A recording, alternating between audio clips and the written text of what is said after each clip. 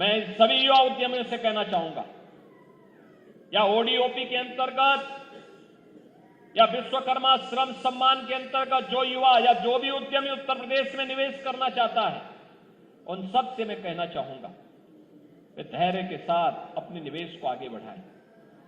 सरकार का single window system उनकी मदद करेगा, निवेश सारथी उनकी मदद करेगा। अगर कहीं पर कोई बेईमानी करता है, आप उसकी एक कंप्लेंट केवल मुझे कर दीजिए। भ्रष्टाचार जो घुन की तरह व्यवस्था को खोखला कर रहा है, इस पर बड़े प्रहार की तैयारी के साथ सरकार कार्य करने जा रही है।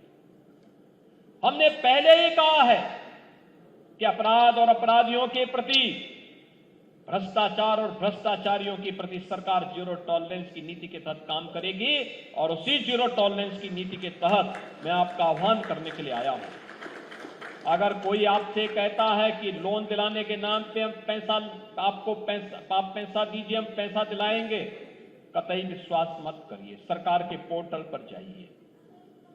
अगर कोई आपसे अनावश्यक रूप से धनराशि की मांग करता है, आप उसकी शिकायत करिए। हम उसकी जांच करवा करके जवाबदेही तय करवा देंगे वहां पे।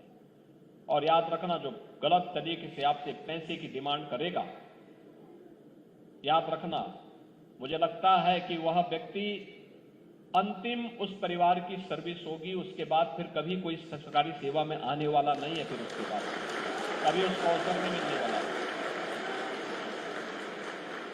इतनी बड़ी कार्रवाई कर देंगे कि वह एक नजीर बन जाएगी। और बहनों और भाइयों, एक घुन को समाप्त करने की आवश्यकता है, सख्ती के साथ इससे लड़ने की आवश्यकता है। और ये तभी हो सकता है जब समाज सरकार के साथ खड़े होकर के इससे लड़ने के जज्बे के साथ तैयार हो सके।